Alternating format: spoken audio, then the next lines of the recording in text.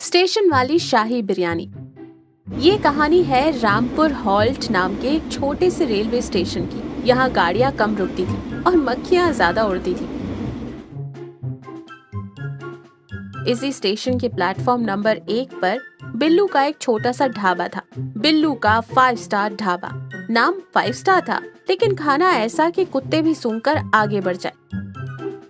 बिल्लू परेशान था। उसका समोसा और कचौड़ी का धंधा चौपट हो चुका था।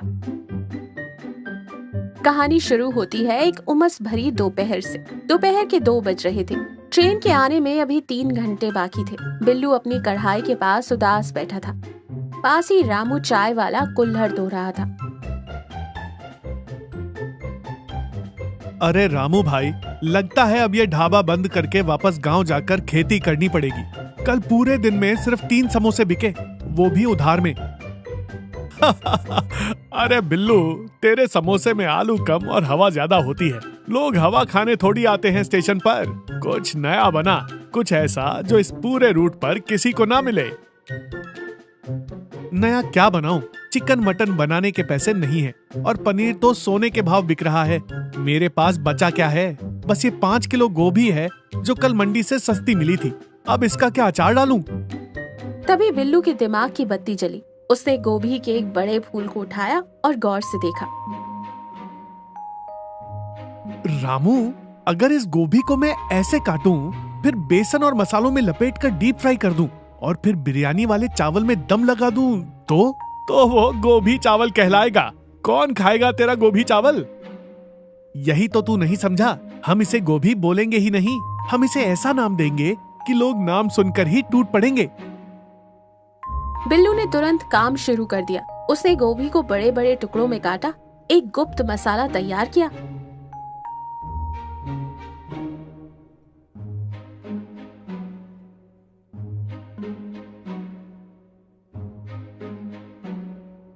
जिसमें नमक और लाल मिर्च ज्यादा थी। गोभी को तलकर एकदम कुरकुरा और लाल कर दिया।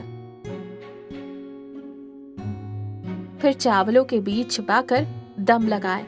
महक उड़ी तो रामू के भी मुंह में पानी आ गया।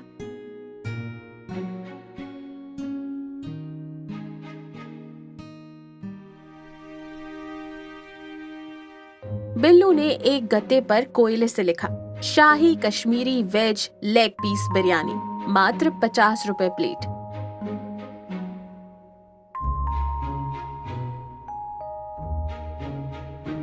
अगले दिन शहर के मशहूर कपड़ा व्यापारी सेठ पूरन मल अपनी ट्रेन का इंतजार कर रहे थे। सेठ जी खाने के बेहद शौकीन थे, लेकिन कंजूस इतने कि चाय में से मक्खी निकालकर चाय पी जाते थे। उनकी नाक में बिरयानी की खुशबू गई।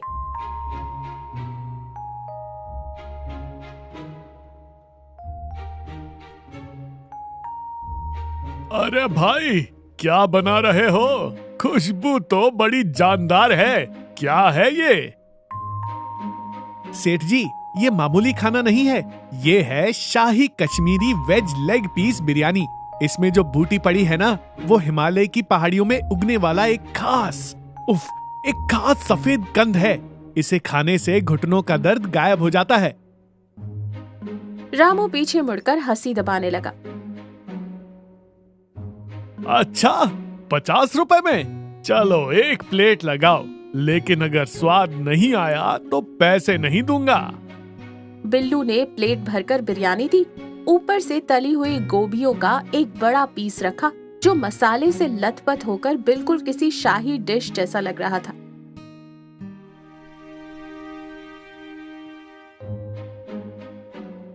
सेठ जी ने एक निवाला खाया। गोभी का क्रंच और मसालों का तीखापन, सेठ जी की आंखें खुली की खुली रह गई। अरे वाह, बिल्लू बेटा मान गए। ये तो ना पनीर है ना आलू है, यह तो गजब है। क्या नाम बताया? कश्मीरी कंद? जी सेठ जी, बहुत मुश्किल से मिलता है।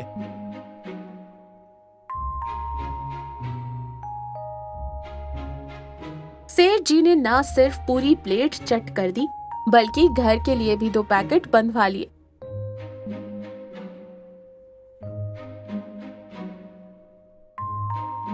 जाते जाते उन्होंने स्टेशन मास्टर को भी बता दिया कि बिल्लू ने कोई अमृत बनाया है। तीसरे दिन तक तो खबर जंगल की तरह फैल गई थी। लोग ट्रेन से उतरकर पानी बाद में पीते, पहले बिल्लू की दुकान ढूंढते।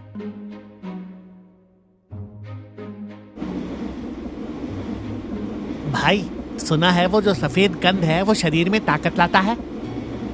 अरे नहीं, मैंने सुना है ये कोई विदेशी सब्जी है जो सिर्फ इसी स्टेशन पर मिलती है।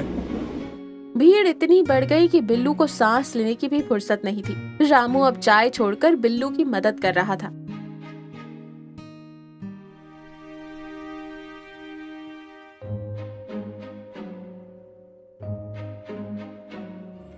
बिल्लू, तूने तो कमाल कर दिया। लेकिन यार, मंडी में गोभी का भाव बढ़ गया है। अगर किसी को ये पता चल गया कि ये गोभी है तो हमारी खैर नहीं। अरे चुप कर, जब तक मसालों की परत चढ़ी है कोई नहीं पहचान सकता। तू बस प्लेट लगा। शाम होते होते सारा माल खत्म हो गया। जो लोग बिना खाए रह गए वो बिल्लू को कोसते हुए गए। बिल्लू अब खुद को स्टेशन का मास्टर शेफ समझने लगा था। उसने रामू से कह दिया, देखना, कल मैं रेट 50 से 70 कर दूंगा।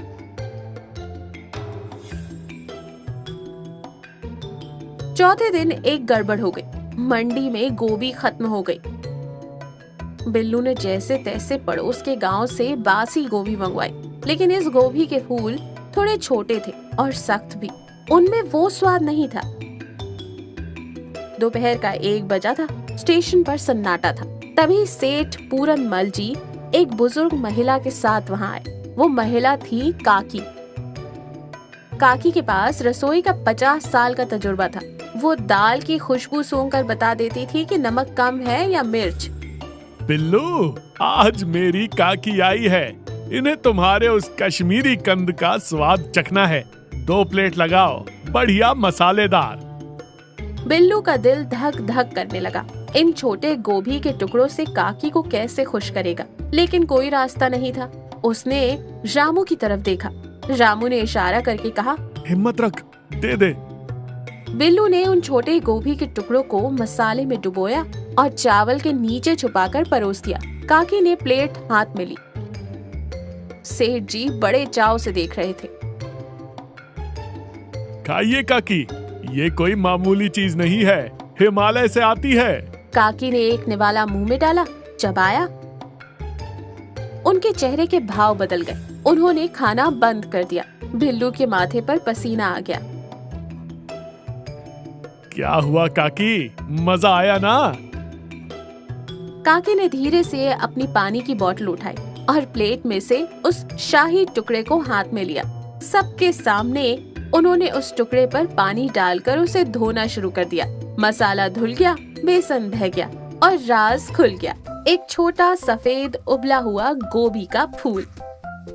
पूरनमल, यही है तेरा कश्मीरी कंद। सेठ पूरनमल का मुंह खुला का खुला रह गया। रामू धीरे से चाय के ग्लास समेटने लगा।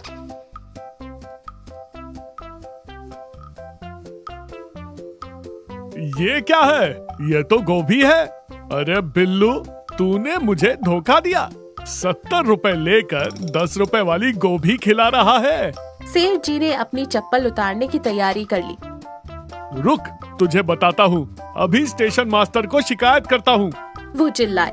सेठ पूरनमल गुस्से से लाल हो रहे थे। तभी काकी जोर से हंसी। अरे पूरनमल, रुक जा, इतना गुस्सा क्यों कर रहा है? और क्या करूं काकी, इसने हमें ठगा है। ये चीटिंग है।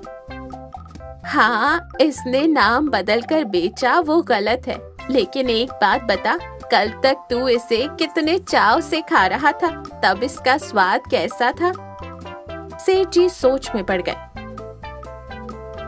मतलब स्वाद तो बढ़िया था, लेकिन घर में जब मैं गोभी बनाती हूँ तो तू नाक मुंह सिकोड़ता है, लेकिन इस लड़के ने उसी मामूली गोभी को अपनी मेहनत और हुनर से इतना शानदार बनाया कि तूने उसे अमृत समझ लिया।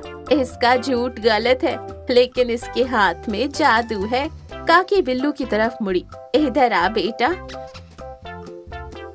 बिल्लू डरते डरते पास आया। माफ कर दो काकी, धंधा नहीं चल रहा था इसलिए ऐसा किया। कोई बात नहीं, लेकिन आगे से ग्राहकों को कभी धोखा मत देना।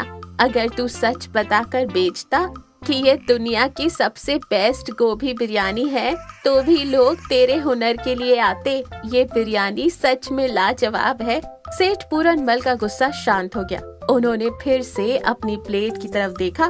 भूख तो लग रही थी। चल भाई, काकी ने कहा है इसलिए छोड़ रहा हूँ, लेकिन बिल्लू गोभी है तो गोभी का ही दाम मिलेगा। 70 रुपए नहीं, अब 40 रुपए ही दूंगा। मंजूर है? बिल्लू ने खुश होकर सिर हिलाया। मंजूर है सेठ जी। जान बची तो लाखों पाए। बिल्लू, तेरी लॉटरी लग गई। सब हंस पड़े। बिल्लू ने तुरंत अपना बोर्ड बदल दिया। बिल्लू की स्पेशल मसाला गोभी दम बिरयानी। हैरानी की बात ये थी कि सच पता चलने के बाद भी सेठ जी का आना कम नहीं हुआ, बल्कि अब तो वो अपने दोस्तों से शान से कहते, हमारे स्टेशन पर एक लड़का है जो गोभी को मटन जैसा बनाता है, खाकर देखो। इस कहानी से ये सीख मिलती है कि हुनर की कद्र होती है। कोई भी चीज मामूली नहीं होती, उसे पेश करने का तरीका उसे खास बनाता है। और झूठ के पाँव नहीं होते, वो कभी न कभी पकड़ा जाता है। अपनी कला पर भरोसा रखें, सच बोलकर भी दिल जीते जा सकते हैं।